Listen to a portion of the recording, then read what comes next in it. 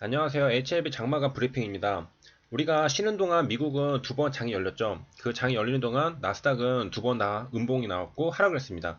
그래서 한국 시장도 당연히 이제 대부분 다 이제 글로벌라이제이션 되어서 다 이제 뭐 미국 장이 떨어지면 한국 장도 떨어지고 한국 장 떨어지면 미국 장 떨어지고 그래서 서로 바톤 터치하듯이 가기 때문에 한국 시장도 반영을 받아서 그장 초반에는 시장 전체가 좀 약세일 거라고 예상이 됐죠. 그리고 예상과 똑같이 실제로 개파락해서 시작을 했습니다. 그래서 코스피도 코스닥도 모두 다 개파락해서 시작을 했는데 그 와중에 이제 HLB는 가슴을 들뜨게 하는 그런 기대감을 갖게 하는 움직임을 보여줬습니다. 여기 차트를 보면은 다 이제 개파락해서 시작했죠. 파란색이었는데 갑자기 위로 솟구치는 한 2%였나요?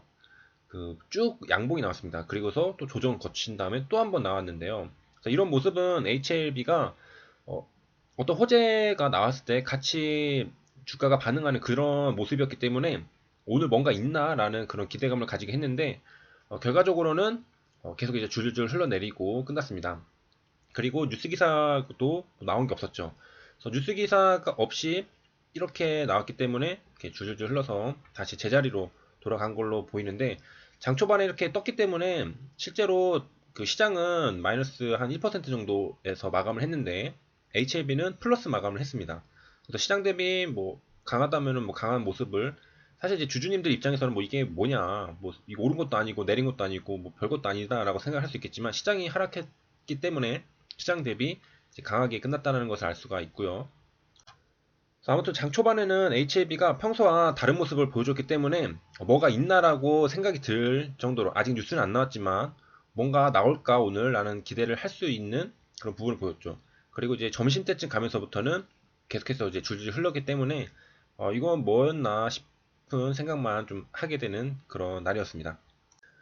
뭐 제 개인적으로 이제 뭐 그 뇌피셜을 써보자면은 시장이 안 좋을 거를 모두 다 알았고 시장이 실제로 이제 하락했잖아요. 그래서 이때를 틈타서 단기적으로 쇼커버링이 들어온 게 아닐까. 외국인이 순간적으로 어, 가격이 지금은 싼 상태니까 여기서 사서 갚은 게 아닐까라는 생각을 하게 되었습니다. 그리고 이제 좀 근거도 있는 게 장 끝나고 이제 매동을 보니까 외국인 기관이 여기 있잖아요. 여기 5월 4일자로 보니까 외국인이 47,959주가 순매수 시켰습니다. 그러니까 평소에는 뭐 3만 주 팔고 4만 주 팔고 사면 이제 3만 주, 뭐 15,000주 팔고 했는데 오늘은 많이 샀잖아요. 한 4만 7천 주. 그다음에 여기 시티그룹이 플러스로 되어 있고 그렇기 때문에 아마도 그 장 초반에 외국인이 시장이 안 좋은 것을 틈타서 좀 저가에 쇼커버링 하려고 한 게 아니었을까 추측을 한번 해보고 있습니다. 그 다음에 이제 바이오 관련해서 신라젠을 언급을 안 할 수가 없는데요. 최근에 이제 뉴스 기사들이 좀 나오긴 있었는데 제가 다뤘는지 안 다뤘는지 까먹었습니다. 어쨌든 5월 4일에 있었는데 주권 매매 거래 정지가 나왔습니다. 그래서 신라젠 이제 주주님들 입장에서는 올 것이 왔구나라고 생각을 하는 그런 부분일 수 있는데 이게 일단 매매 거래 정지인데 그 이유가 있겠죠. 그 위에 이제 풍문 관련해서 공시를 보면 알 수가 있겠고요. 그다음에 조회 공시 후 30분 경과 시점까지 만료 일시가 되고요. 조회 결과 공시 후입니다. 그리고 이제 우리가 궁금한 이걸로 가보면 5월 4일자 어떤 내용이 있었냐면은 전 경영진에 대한 배임 혐의 기소설입니다. 그래서 이게 사실 여부인지 그리고 구체적인 내용은 어떤지에 대해서 물어봤습니다. 이 답변 기한은 5월 6일이니까 그 5월 5일은 어린이날이라서 쉬는 날이죠. 그래서 5월 6일 날 저녁 8시까지 답변 시한이 이제 되고요. 이때 이제 신라젠에서 이제 공시를 올려주겠죠. 그 다음은 이제 DLF도 한번 보려고 하는데요. 제재가 계속되는 여진, 주가가시 기능 혼란이라는 얘기가 있습니다. 그래서 금감원이 해외 금리 연계, 파생 결합 상품, DLF 손실을 두고서 은행장까지 징계를 가했다고 하는데 이게 지금 여파가 있다고 해요. 그래서 이게 지금 은행을 어디까지 규제를 해야 되는가라는 부분에서 지금 갈피를 못 잡고 있다라고 합니다. 그래서 문제는 결국에 누구나 다 수익을 내면은 해피하지만 손실을 봤기 때문에 생긴 거죠. 그래서 DLF 손실이 났기 때문에 이거는 불안전 판매로 인해서 생긴 거기 때문에 내부 통제를 잘 못한 은행이 문제다라고 해서 은행장에게 징계를 내린 것입니다. 또 이에 대한 얘기를 하면은 은행장이 이제 징계를 받았지만 실제로 이 준법 관신의 역할이 아닌가? 이 내부 통제를 하는 거는 불완전 판매를 하지 않기 그거를 이제 감시 감독을 하는 게 준법 관신이 아닌가 하는데 그래서 이에 대한 얘기들도 이제 논의가 되고 있습니다. 그래서 은행 측 입장에서는 더 높은 자리 은행장보다 이 준법 관신에서 이제 징계를 받는 게 낫지 않을까라고 생각을 하겠죠. 그래서 이제 그에 관련해서 이제 은행 쪽 입장, 그다음에 금융감독권 입장 쪽에 이제 얘기들을 계속 하고 있는 거를 이 기사 내용이고요. 그래서 마지막에는 방향을 잡기가 쉽지 않다라고 끝났습니다. 그리고 이제 오늘도 마찬가지로 이렇게 그 경기 침체가 오는 게 아닌가라는 우려를 나타내는 기사들이 나오고 있습니다. 그래서 이제 저유가 쇼크라고 하는데 이게 신기한 게 그 항상 위기 때마다 그 다른 측면들이 많았습니다. 고유가인 경우도 있었고 저유가인 경우도 있었고 이번에는 이제 저유가죠. 저유가일 경우에는 이제 물가는 좀 떨어질 수가 있습니다. 그리고 반대로 고유가면은 물가가 올라갈 수 있죠. 왜냐하면 우리는 유가를 수입해서 쓰기 때문이죠. 그러니까 당장에 뭐 자동차 이제 주유할 때 생각해 보면은 그게 우리 먹고 사는 지갑에 얼마나 영향을 주는지를 생각할 수 있겠고요.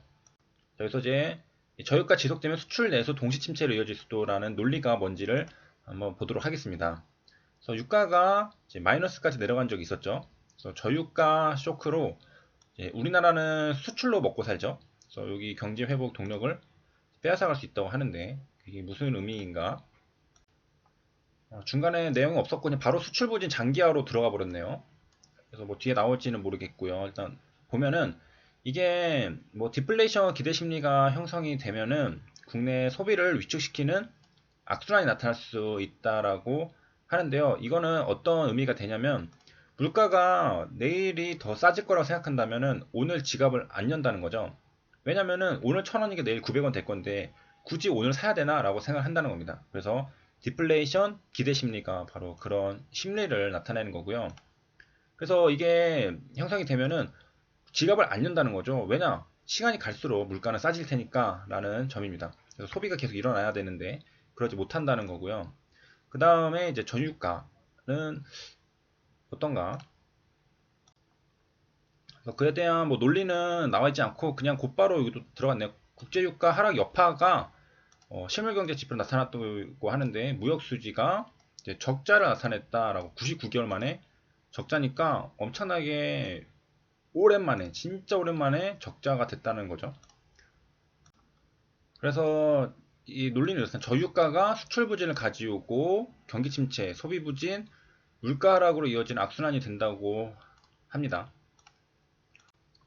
저는 이 부분이 이해가 안 되는데 좀 더 알아보고 알려드리도록 하겠습니다.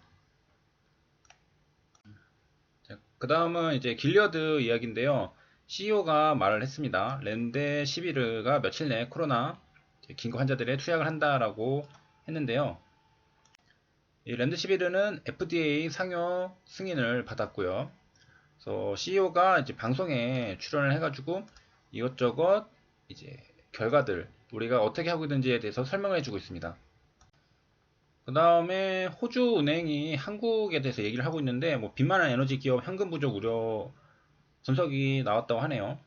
그래서 무슨 내용인가 보니까 아시아에서 기업 채무 누적 규모가 가장 많고 최근 몇 년 빠르게 증가한 게 한국과 중국, 싱가포르라고 하는데요. 실적이 타격을 받을 경우에는 뭐 신용등급 강등, 채무 불이행, 그리고 경제 성장이 떨어질 수 있다라고 이제 하고 있는데요.